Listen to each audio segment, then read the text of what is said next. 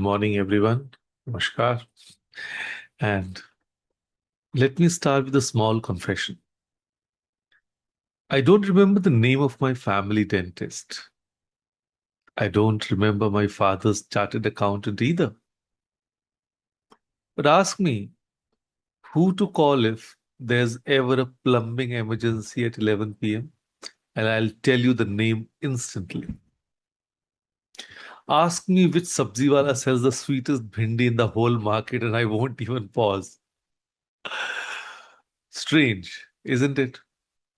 We forget so many people who are perfectly capable, and yet we remember instantly, without any effort, a handful of others. Now, why does that happen? What do those few people have that the rest don't? That's exactly what we are unpacking today. Becoming known for something valuable. So let's begin with this opening thought, and I want to really sit with it. Generalists are remembered less than specialists. Let me say that again. Generalists are remembered less than specialists. Not like, not generalists are less capable, or not generalists less hardworking, just remembered less. Because memory doesn't work on effort, it works on association. Think about this. People don't remember every doctor they have ever met. They remember the heart specialist the moment they need heart care. You could have met 15 doctors at a health camp last year, skilled, polite, all of them. But the day your father complains of chest pain, there's only one name that surfaces in your head. Not the most qualified 15, one. The one who is known specifically for that one thing. So that's not unfairness. That's how the human brain is wired to file people away. Not under good person, but under go to person for. So here is today's teaching. And it's refreshingly simple. Choose something meaningful to become known for. It could be knowledge. You are the one who always knows. It could be a skill. You are the one who can always do. It could be service, that you are the one who always helps. It could be character, that you are the one who is always the same, no matter the situation. And here's the formula underneath all four. Consistency creates recognition. Yes, consistency creates recognition. Let me show you what I mean with three lives quite different from each other. Meena Aunty. She runs a household in a small flat in Nagpur. Nothing fancy. But every single person in her extended family, when confused about a wedding ritual, a puja timing, or which sweet goes with which festival, calls one number first, hers. Nobody appointed her the family encyclopedia. She simply answered these questions correctly, patiently for 20 years until Ask Meena Aunty became a reflex. Now that's knowledge repeated into recognition.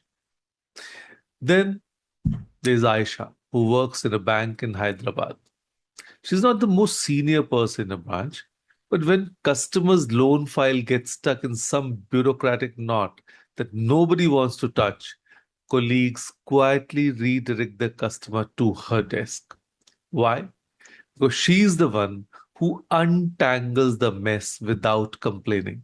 That's a skill, sharpened and repeated until it became her identity. And then there's Vikram, an office assistant, not a glamorous designation. Nobody puts his name on the annual report, But when the office air conditioning breaks down, when a new employee is lost on their first day, or when someone needs directions to the nearest hospital, Vikram is the first person people think to ask. He didn't build a brand, he built a habit of showing up, and the habit became his reputation. And that's character and service quietly repeated into something people rely on. So Meena Auntie, Aisha, Vikram, none of them are famous. But within their circles, all three are unforgettable because they chose, even if unconsciously, one thing to be known for and repeated it until it became memory. So let's make this personal.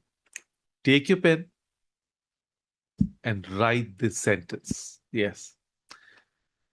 I want to become known for, and then complete the sentence.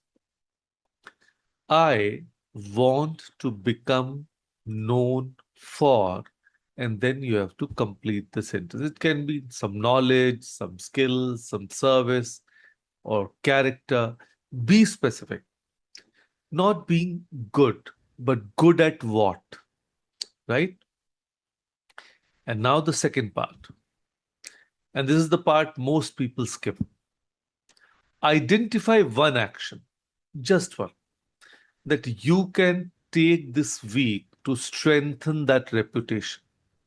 Not a 5 year plan, one small, repeatable action. Take a moment, write both lines down, giving you 30 seconds.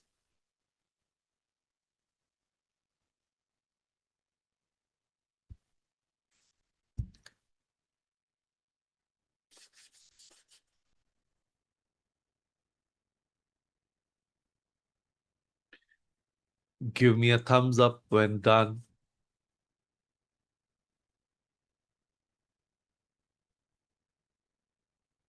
Thank you, Shaji.